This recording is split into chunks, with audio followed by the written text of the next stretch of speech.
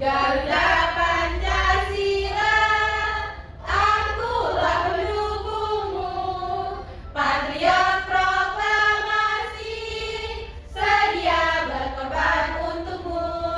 Pancasila dasar negara, rakyat adil makmur sentosa, pribadi bangsaku. Ayo maju, maju, ayo maju, maju, ayo maju, maju. Sudah, silakan duduk kembali.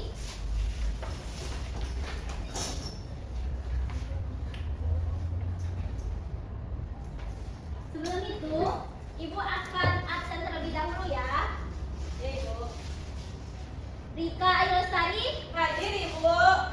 Putri Patricia Purba, Hadir, Ibu. Desi Kurniasari, Hadir, Ibu. Feby Fadria, Hadir, Ibu. Cindy, Hadir, Ibu. Tia Novianti, Hadir, Ibu. hadir semua ya berarti. Ya, Ibu. Nah, hari ini Ibu akan mengajak kalian, coba kalian bayangkan kita lagi jalan-jalan, terus tiba-tiba melihat seekor ulat besar. Ah, besoknya kalian sudah melihat ulat itu kalian kesana lagi, yang kalian lihat malah kepompong. Dan seminggu kemudian kalian melihat ke sana dan terdapat kupu-kupu.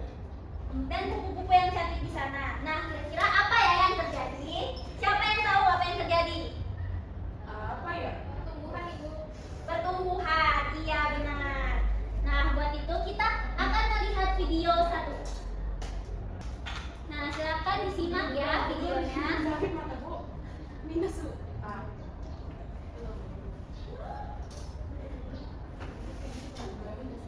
Proses metamorfosis pada kupu-kupu terdiri dari telur, ulat, kepopok, dan kupu-kupu dewasa.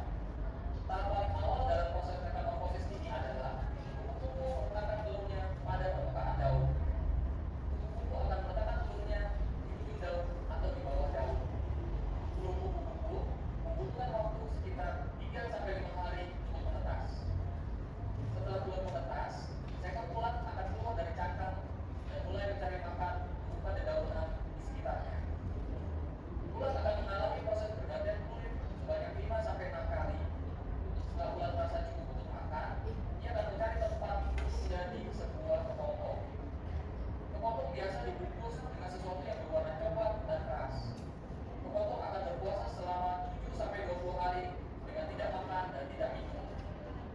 Kupu-kupu akan keluar dari kepompong dengan sayap yang masih kecil, kusut dan basah karena ada cairan. Cairan ini disebut dengan hemolit, yang berguna untuk membantu pembesaran sayap kupu-kupu.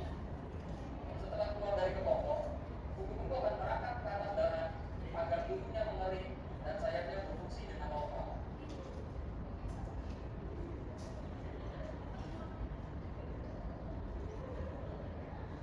Nah, setelah menonton video tadi, Ibu mau tanya, siapa yang pernah melihat ulat berubah menjadi kupu-kupu? Belum pernah melihat ya? Nah, kalau belalang, apakah dia berubah juga seperti kupu-kupu yang di video tadi? Tidak. Baiklah.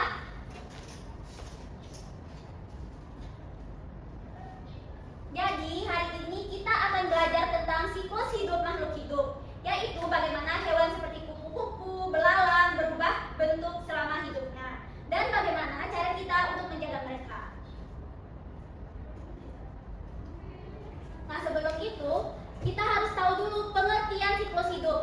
Siklus hidup adalah rangkaian perubahan makhluk hidup dari lahir hingga menghasilkan keturunan untuk menjaga keberlangsungan hidupnya. Di sini kita akan belajar tentang metamorfosis. Dan pengertian metamorfosis itu sendiri, siapa yang mau baca? Ya, silakan Putri baca pengertiannya. Pengertian metamorfosis. Metamorfosis adalah perubahan bentuk tubuh hewan dari lahir sampai menjadi dewasa, mulai dari telur hingga menjadi hewan secara utuh. Perubahan ini dapat terlihat jelas misalnya pada kupu-kupu, atak, dan belalang. Nah, itu tadi pengertian metamorfosis. Nah, siklus hidup pada hewan itu ada metamorfosis sempurna dan metamorfosis tidak sempurna.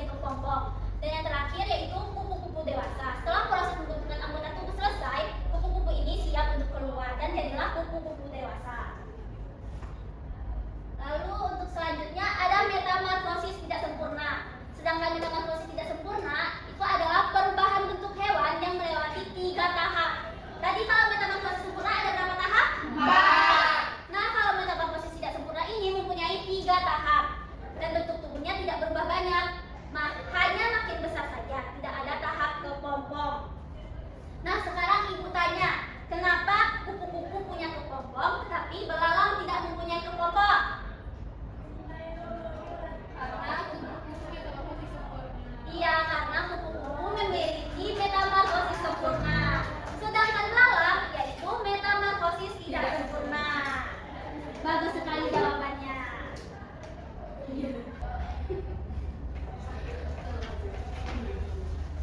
Nah, di sini ada tabel tentang metamorfosis sempurna dan metamorfosis tidak sempurna. Di sini ada jumlah tahapan. Metamorfosis sempurna ada berapa tahapan? 4. Kalau metamorfosis tidak sempurna? 3. Tahapan. Terus ada kepompong. Yang sempurna?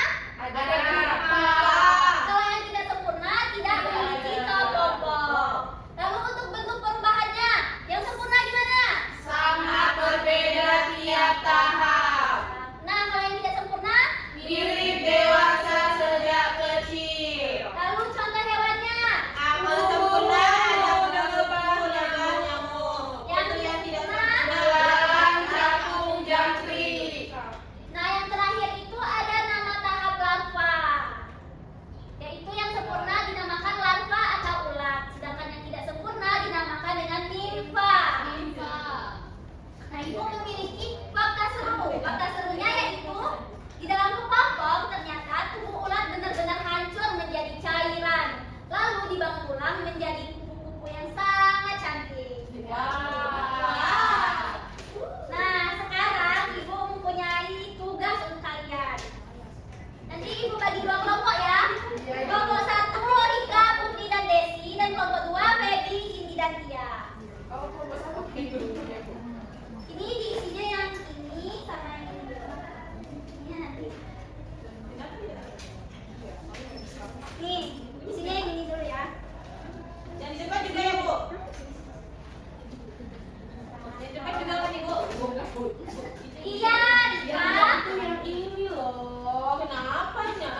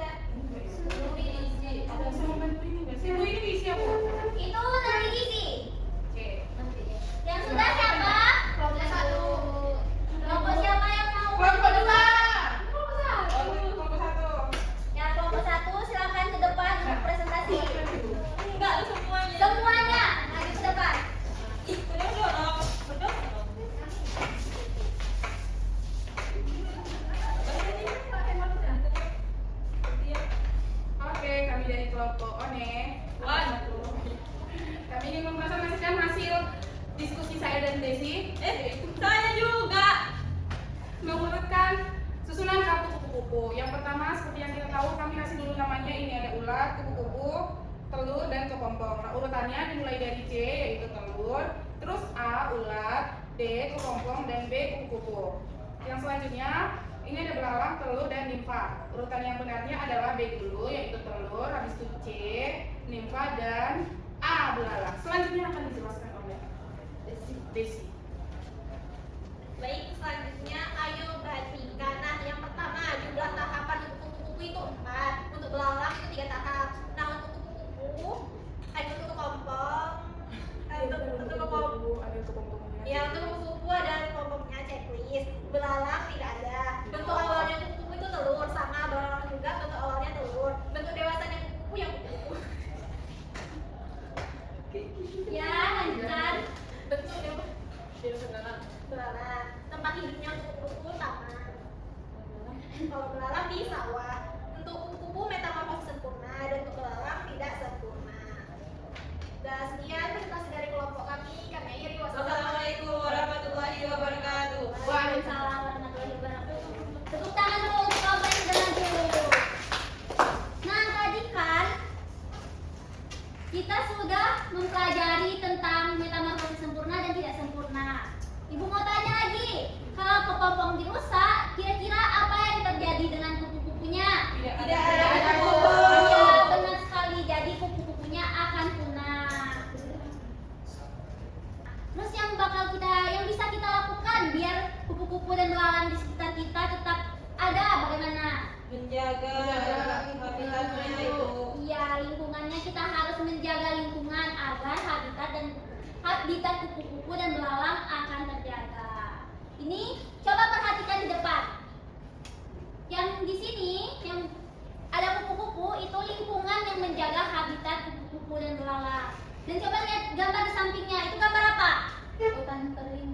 Ya, banyak sampah, banyak sampah. Ini lingkungan yang merusak habitat kupu-kupu atau belalang.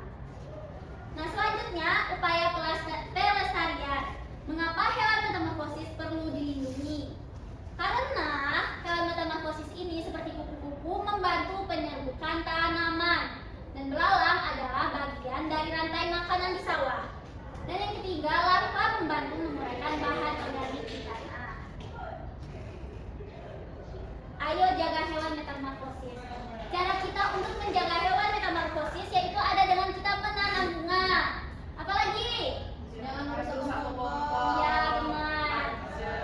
Jadi kita mengajak teman, ceritakan kepada teman tentang pentingnya menjaga hewan metamorfosis. Lalu kita harus menjaga kebersihan agar hewan metamorfosis ini tidak terancam punah. Lalu kita harus menanam pohon. Kita ikut menanam pohon dan tanaman hijau di sekolah, reboisasi ya istilahnya. Lalu kita mempelajari dan mengamati. Nah, di sana di LKPD tadi itu ada bagian yang terakhir. Buka LKPD yang bagian 3. Sudah Ibu. Itu kan ada cara nyata biar kalian melakukan untuk menjaga hewan metamorfosis. Contohnya menanam bunga di pot atau tidak merusak kepompong pohon. Nah, silakan kalian kerjakan. Baik, Ibu.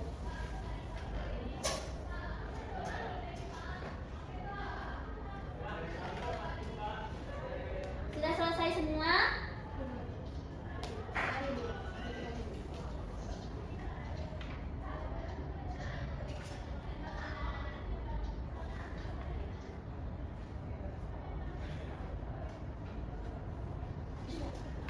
Sudah, Ibu. Nah, sudah selesai. Jadi siapa kelompok yang ingin maju mempresentasikannya? Kelompok itu. Kelompok 2 silakan maju untuk diskusi hasil kerjanya.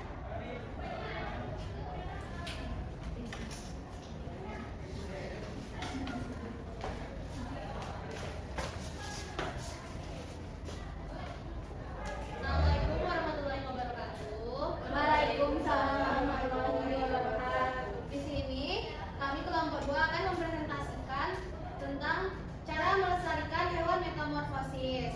Nah, di lembar yang sudah dibagikan oleh Ibu tadi terdapat soal yaitu di sini terdapat yaitu yang pertama lingkungan dengan banyak tanaman bunga dan juga lingkungan yang penuh bangunan tanpa tanaman. Nah, untuk lingkungan yang baik untuk keberlangsungan hidup siklus kupu-kupu yaitu lingkungan yang dengan banyak taman berbunga. Dan yang kedua, tuliskan 2 cara nyata yang bisa kamu lakukan untuk menjaga hewan metamorfosis. Cara yang pertama yaitu tidak merusak kepompong dan mengajak teman dalam pemeliharaan lingkungan. Cara yang kedua yaitu menjaga kebersihan dan juga menanam pohon atau reboisasi. Iya, benar sekali. Tepuk tangan untuk kelompok 2. Terima kasih kelompok 2. Yang lanjut kembali. Nah, tadi kita sudah mempelajari hewan metamorfosis sempurna dan tidak sempurna dan upaya pelestariannya. Nah, yang kamu pelajari hari ini, hal baru apa yang kamu temukan hari ini? Metamorfosis sempurna 4 tahap. Iya, metamorfosis sempurna itu memiliki 4 tahap. Kalau metamorfosis tidak sempurna memiliki berapa tahap? 3. Nah, sekarang kita akan menyusun kalimat rumpang untuk kesimpulan pembelajaran kita. Jadi, metamorfosis sempurna